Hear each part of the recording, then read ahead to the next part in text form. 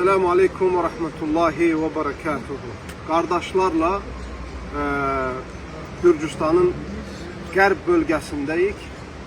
Bağdat bölgesi rayonu, xüsusən də sayırma deyilən sanatoriyada. Qısa bir nəsihət eləmək istəyirəm özümə və qardaşlara və bizi dinləyənlərə. O da ondan ibarətdir ki, bu həyatda sir gizlin olan şeylerden biri, hansı ki çok insanlar buna dikkat eləmir ve çok təhlükəlidir. O da bir insan öz ibadetiyle, öz elmiyle, öz itaatiyle ve yaxud da yaxşı etdiyi yaxşılıqlarla gururlanıb özündən aşağı görən insanlara lağ etməsi, ələ salması ve onları küçük görməsidir. Bu əslində Şeyh İbn Ütheymin rahimehullah'dan soruşanda ki, bir insan öz ibadetinden, itaatinden, ne kadar yaxşı adam olduğundan, xeyirxah işler görməyindən cemaatin içinde danışabilir mi?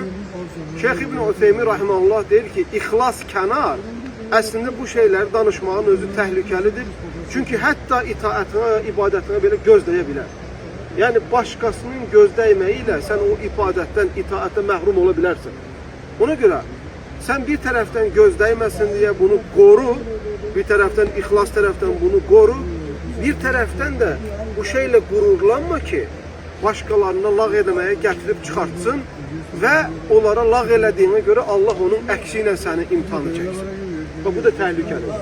Şeyh İbn Baz rahimehullah yanına bir adam gelir der ki, Şeyh, ben Kur'an meclislerinde, ilim meclislerinde, ibadetlerde çok önde olan biriydim.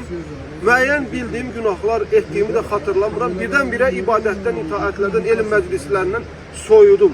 Hətta o dərəcəyə gəldim ki, namazlarım belə mənə ağır olmağa başladı.